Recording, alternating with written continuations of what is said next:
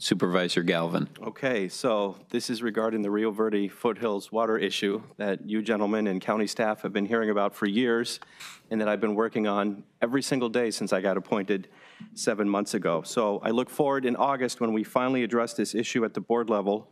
This matter is also now being addressed at the Arizona Corporation Commission, a place that I know well because I worked there for 4 years, and they have now opened up a docket to examine this issue as well. And I think this is a great example of local government working in cooperation to make sure that our constituents are taken care of.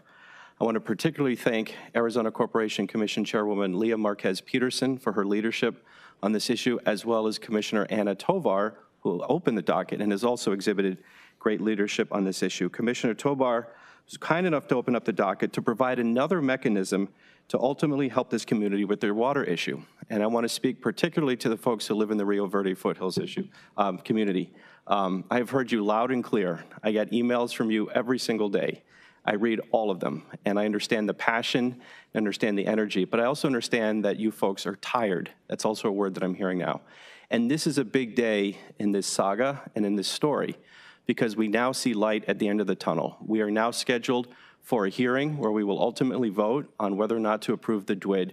But there's now another ramp that will provide another possibility, depending on the outcome of this hearing, at the Corporation Commission. And this overlap, I think, is very crucial and important. And I also want to talk to the city of Scottsdale. You set this deadline for December 31 of this year before I was appointed, but I met with the mayor, I met with the city manager, I met with the water department chief, and I told them directly that I'm ready to take the baton.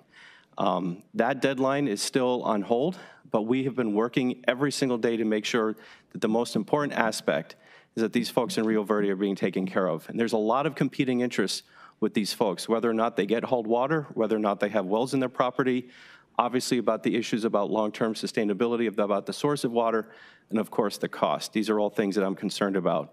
But I want to thank the folks in the Rio Verde community because of their input, their feedback, and their passion has helped us here work on this issue. I want to thank county staff, in particular Jen Prikorsky and Andy. I also want to thank my staff, my chief of staff, Mr. Camp, and my deputy chief, Mr. Gardner, who have been essential and integral throughout all this. And obviously I'm going to say a lot more next month, but I want the folks to be rest assured that we're getting there and they're going to be taken care of either way. So thank you, Mr. Chairman.